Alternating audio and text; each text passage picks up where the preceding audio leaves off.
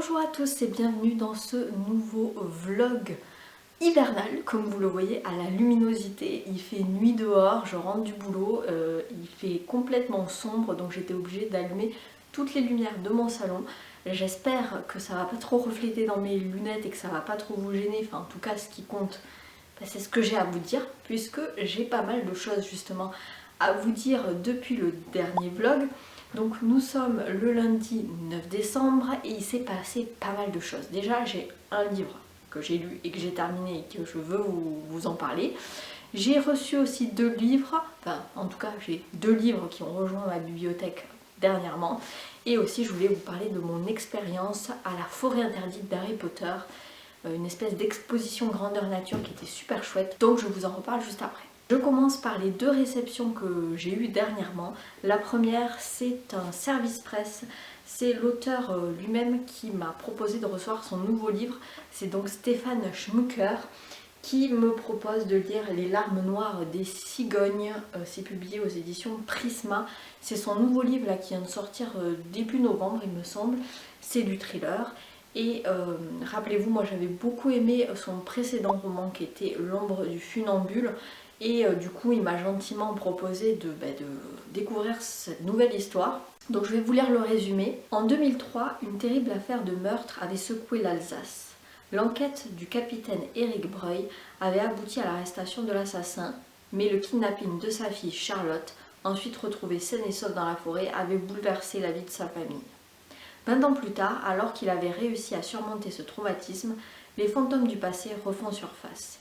La découverte macabre de mains amputées au domicile de Charlotte le replonge dans l'affaire sanglante et bien trop similaire de la tueuse des mutilés.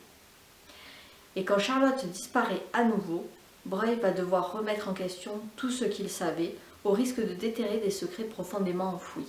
À qui faire confiance quand chacun de nous paraît coupable ? Voilà, donc merci beaucoup à l'auteur, j'ai très hâte de le découvrir. Et le deuxième livre, alors que cette fois-ci c'est j'ai acheté, puisque je suis allée chez Emmaüs le week-end dernier, et c'était un livre que je cherchais. En fait j'ai ma petite liste de livres que je cherche à chiner chez Emmaüs, et j'ai trouvé celui-ci, donc c'est Le ventre de Paris de Émile Zola, dans cette très belle édition. C'est quoi comme édition ? C'est le cercle du bibliophile, collection spéciale. Voilà, donc je suis ravie parce que c'est le tome 4 je crois de la saga des Rougon-Macquart et je ne l'avais pas. Donc je me dis comme ça, j'essaie de les lire dans l'ordre même si j'avais commencé dans le désordre. Donc voilà, ça sera mon prochain Zola, peut-être l'été prochain, avec un peu de chance, si j'arrive à le sortir. Voilà un petit peu pour les réceptions. Maintenant je vais vous parler de ma lecture terminée, celle que je viens tout juste de terminer, qui est une relique on va dire de ma pile à lire de l'automne. En tout cas c'est les derniers livres de l'automne que j'ai lus.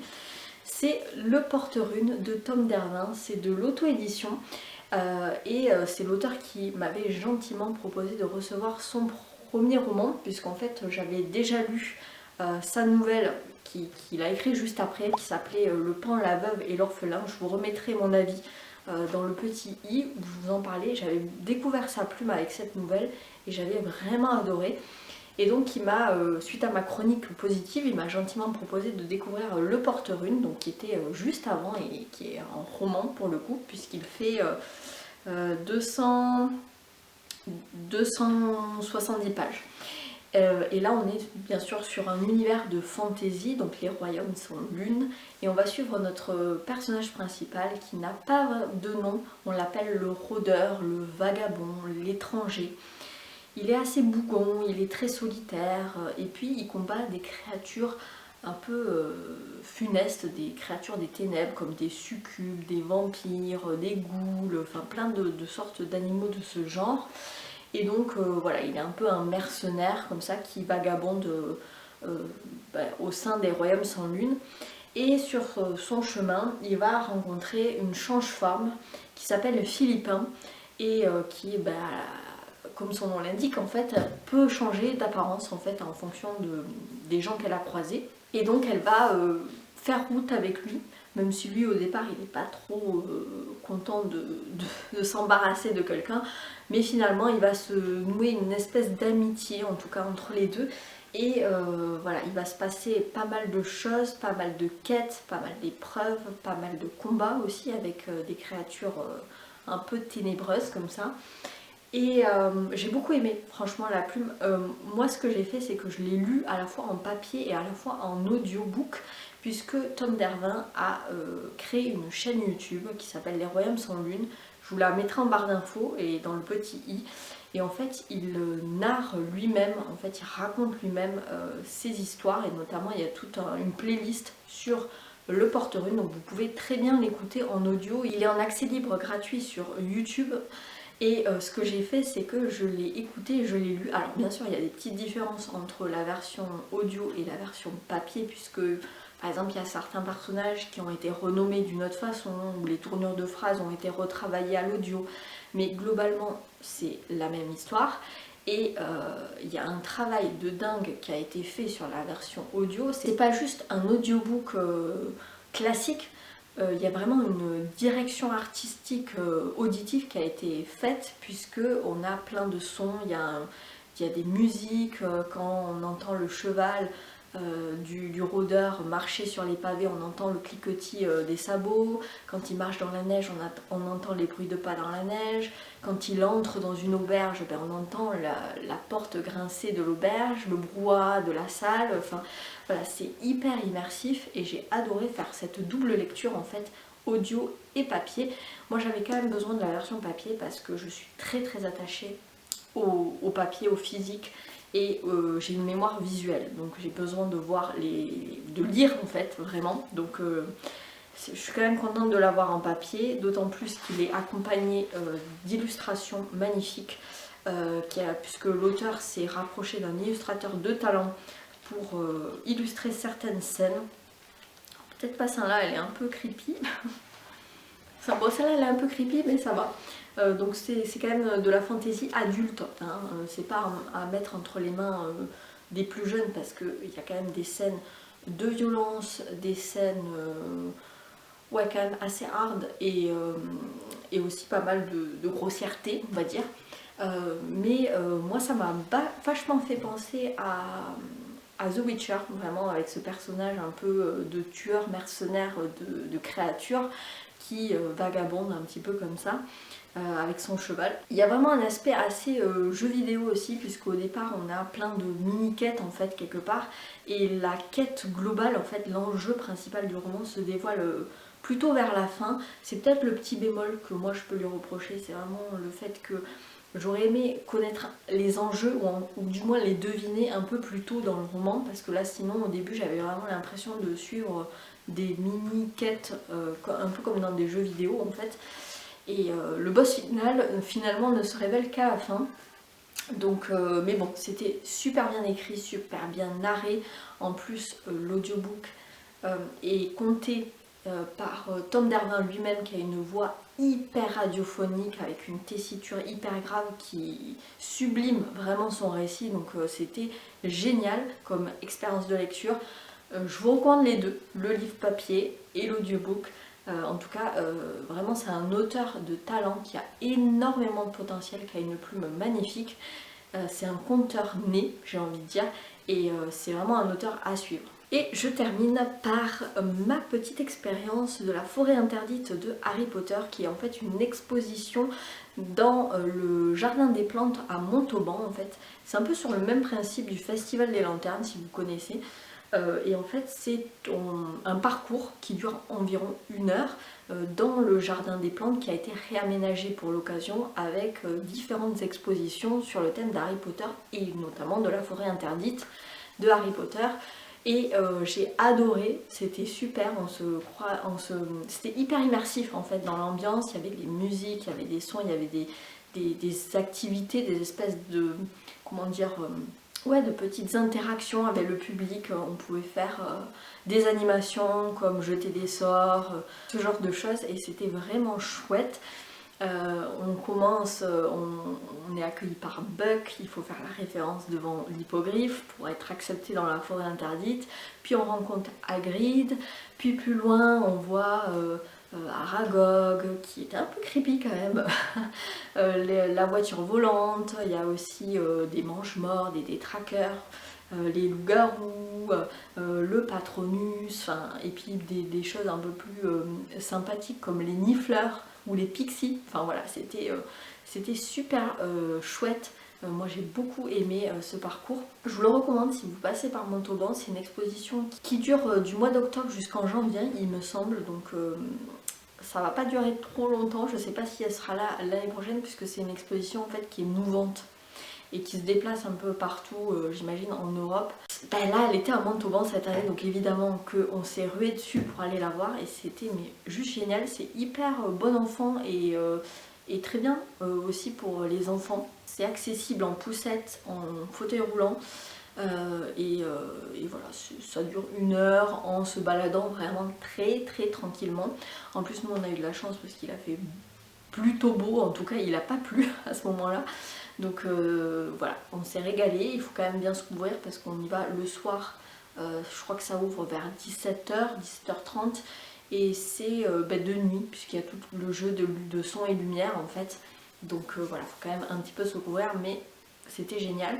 Et j'en ai profité pour amener des petits souvenirs puisque je me suis acheté 2 patchs thermocollants.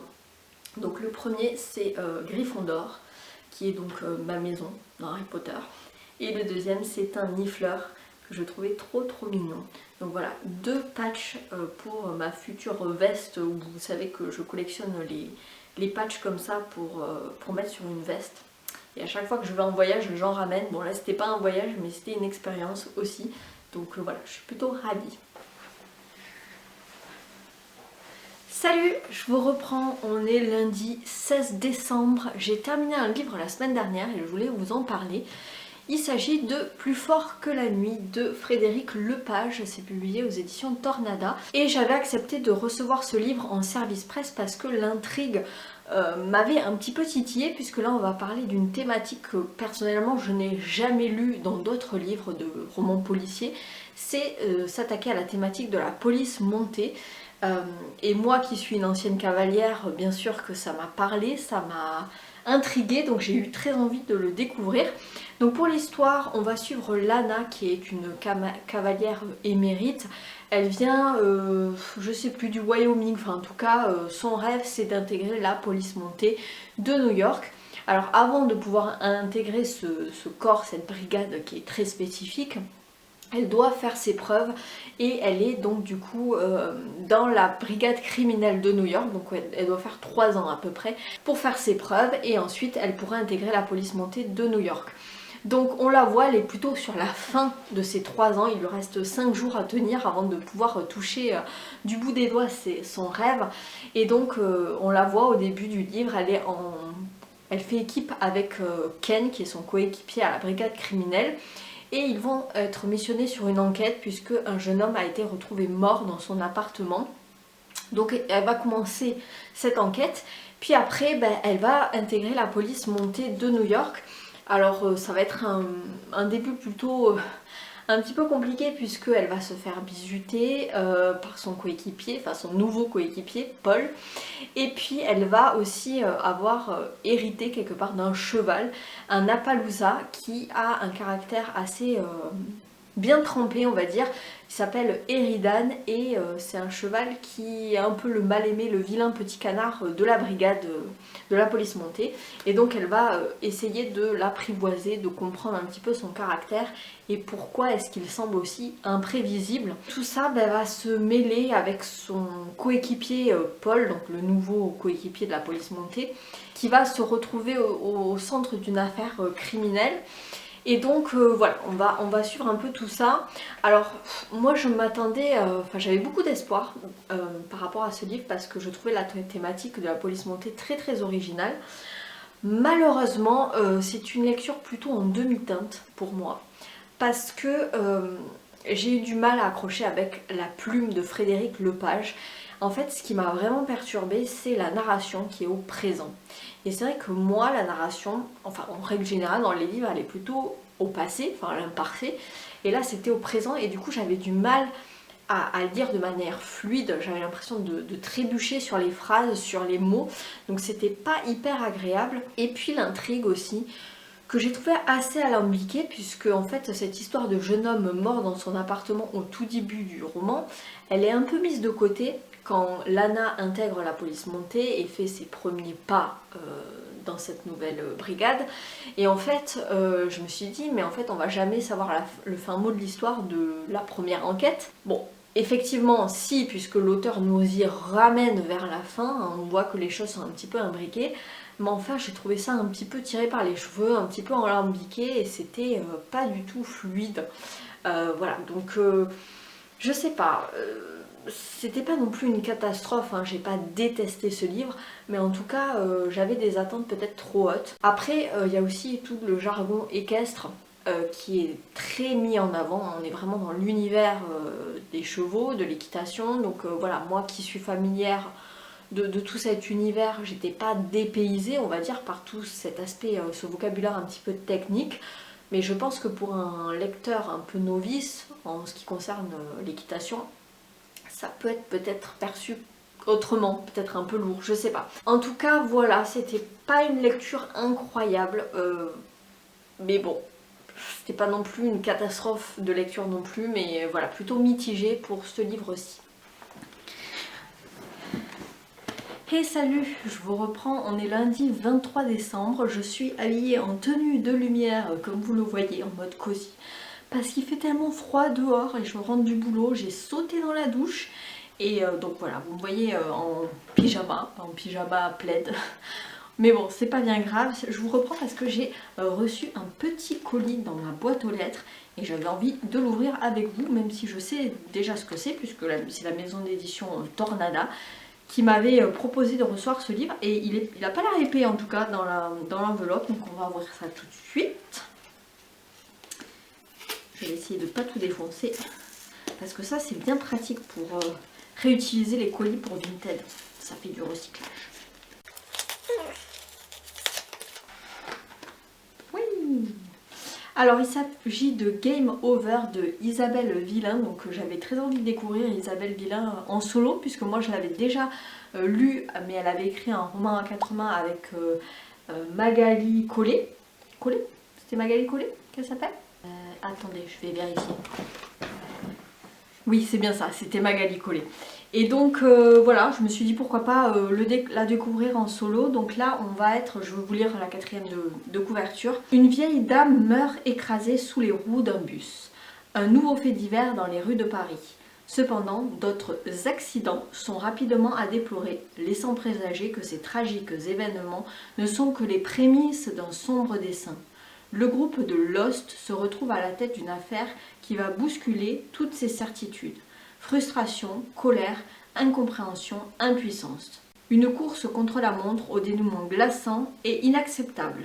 Donc voilà, j'ai accepté parce qu'il n'était pas très long, il fait 340 pages, donc voilà, je pense que ça se lira assez vite et puis j'ai toujours le petit marque-page, à l'endroit c'est quand même mieux, le petit marque-page des éditions Tornada. Donc merci beaucoup Joël et les éditions Tornada pour continuer de me faire confiance, même si j'ai un peu de retard dans la lecture des SP, mais petit à petit j'y arrive. Je me suis fixée pour 2025 d'essayer de rattraper mon retard sur les SP et j'espère y arriver. Hey salut, je vous reprends, on est le 26 décembre et je vous souhaite un joyeux Noël en retard. En tout cas j'espère que vous avez passé un très bon Noël, moi ça a été le cas. On a bien mangé, on a été gâtés, enfin en tout cas moi le Père Noël a estimé que j'ai été sage cette année puisque j'ai vraiment été gâtée. Notamment j'ai eu pas mal de fringues un peu chaudes puisque je pense que mes proches savent à quel point je suis frileuse, j'ai froid mais j'ai froid. Du coup j'ai eu pas mal de choses en laine etc. Et notamment ce gilet un petit peu moumoute que j'adore. Voilà, j'ai un espèce de look transhumance, j'adore. Mais j'ai aussi eu des livres évidemment, qui dit Noël dit livre sous le sapin. Alors évidemment ils n'ont pas fait ça au doigt mouillé, c'était un peu trop dangereux, donc j'avais quand même donné ma wishlist. Donc je savais plus ou moins ce que j'allais avoir, mais j'ai quand même eu des livres. Je n'ai pas eu un livre, je n'ai pas eu deux livres, je n'ai pas eu trois livres, mais j'ai eu 4. livres sous le sapin. Donc je suis ravie.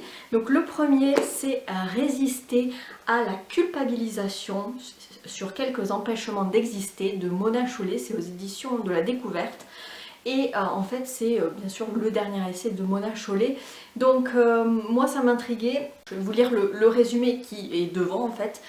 Harcèlement, humiliation, insulte, nous sommes bien avertis de ces fléaux de la vie en société et nous nous efforçons de lutter contre eux.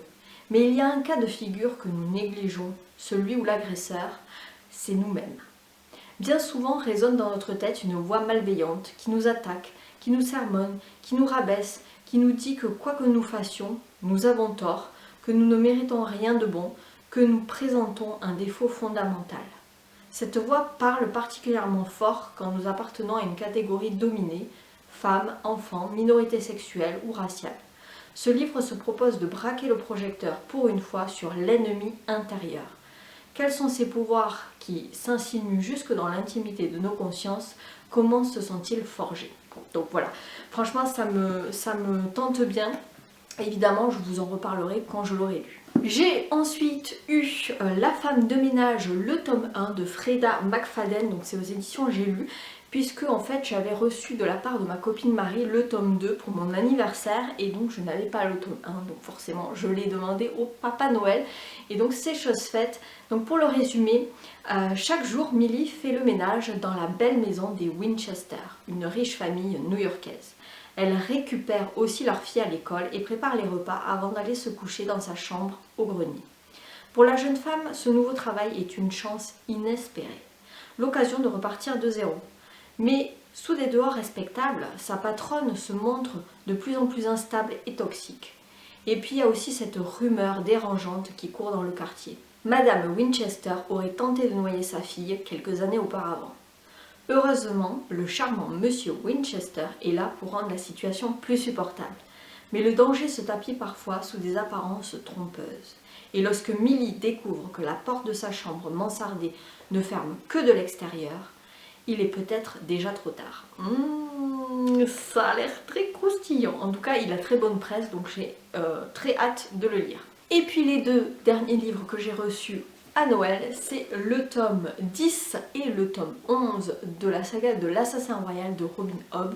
C'est aux éditions J'ai lu et voilà, moi j'avais envie d'avoir des tomes qui m'attendent dans la pile à lire et de ne pas me retrouver à court. Donc là j'ai le tome 9 que je dois lire cet hiver et donc j'ai demandé à avoir le tome 10 et le tome 11 pour l'année 2025 pour voir venir, hein, enfin en tout cas avoir de quoi faire.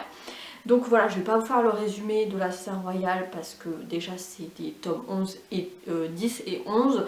Donc voilà, ça ne serait spoilé, mais en tout cas je suis ravie de les avoir dans ma pile à lire. Voilà un petit peu pour les cadeaux de Noël. Je ne vais pas vous faire tout le déballage de tout ce que j'ai eu, mais en tout cas voilà, j'ai eu des fringues, j'ai eu des livres, j'ai eu des places de spectacle, de cinéma, ce genre de choses. En tout cas j'ai été gâtée. J'espère que vous aussi vous avez été gâtés. Si vous avez envie de partager, dites-moi dans les commentaires ce que vous avez eu à Noël. Est-ce que vous avez eu des livres ou autre chose? Est-ce que les gens, vos proches autour de vous prennent le risque de vous offrir des livres? Ou est-ce qu'ils se servent sur votre wishlist? Parce que quand on est grand lecteur comme ça, des fois c'est un petit peu dangereux de prendre des livres un peu comme ça au pif. Mais bon, voilà, dites-moi dans les commentaires si vous avez été gâtés. Moi, j'ai terminé 2 livres là depuis la dernière fois. Donc, le premier, c'est pour rester dans le thème de Noël. J'ai terminé hier soir sur le fil du rasoir. J'étais sur la digestion, à 2 doigts de m'endormir, mais j'ai tenu à terminer ce livre à temps. Donc, c'est Meurtre et pudding de Noël de Joanne Flux. C'est le tome 11 des enquêtes de Anna Swanson. C'est une saga de Cozy Mystery dont je vous parle régulièrement, hein, vous avez l'habitude, j'aime beaucoup cette saga. Alors c'est du Cozy Mystery, ça vole pas très haut, c'est très cliché, c'est parfois cousu de fil blanc, mais moi j'aime bien cette ambiance de petit village, Lake Eden, donc c'est au fin fond du Minnesota aux États-Unis. Tout le monde se connaît, tout le monde est plus ou moins bienveillant quand même. Et voilà, ils engloutissent des kilos de cookies et ils boivent des litres de café à des heures parfois indues. Je sais pas comment ils font pour dormir. En tout cas, j'aime beaucoup l'ambiance, j'aime bien beaucoup retrouver les personnages que j'ai appris à découvrir et à aimer au fil des tomes. Donc là, dans ce tome 11, on est à la veille de Noël, donc c'est les préparatifs de fête de fin d'année, donc la traditionnelle sapin, les décorations, etc., etc. Et Anna, notre pâtissière, va être confrontée à deux problèmes. Le premier, c'est comment avoir un sapin de Noël chez soi quand on a un chat comme Mochi. Et le deuxième, c'est qu'elle va être confrontée à un meurtre. Elle va découvrir le cadavre d'un d'entrepreneur, en fait, le mec qui tient des espèces de parcs à sapins. Je sais pas si ça existe en France. Enfin, en tout cas, vous savez, ces parcs où on achète des sapins de Noël. Et donc, elle va être confrontée à cette enquête pour trouver le coupable. Évidemment, elle va être épaulée, comme toujours, par sa famille, sa mère, sa sœur, mais aussi ses deux prétendants, Norman et Mike. Et voilà, donc c'était sympa, c'était mignonné, évidemment. Voilà, ça casse pas non plus trois pattes à un canard. L'enquête en elle-même, surtout sur ce tome 11, je l'ai trouvé vachement effacée par rapport à l'ambiance de Noël, par rapport aussi aux recettes. Il y a beaucoup de recettes dans ce tome-ci. Pas forcément que du gâteau d'ailleurs, c'est aussi des recettes de repas de Noël. J'ai trouvé que l'intrigue, enfin les fils rouges entre les personnages n'avançaient pas beaucoup. Il y a juste une petite intrigue parallèle autour de la mère de Norman qui cache quelque chose. Je vous dirai pas quoi, vous le découvrirez. Mais voilà, j'ai passé un bon moment, c'est pour moi une lecture doudou, c'est un peu un plaisir coupable, mais en tout cas je passe toujours un bon moment de lecture.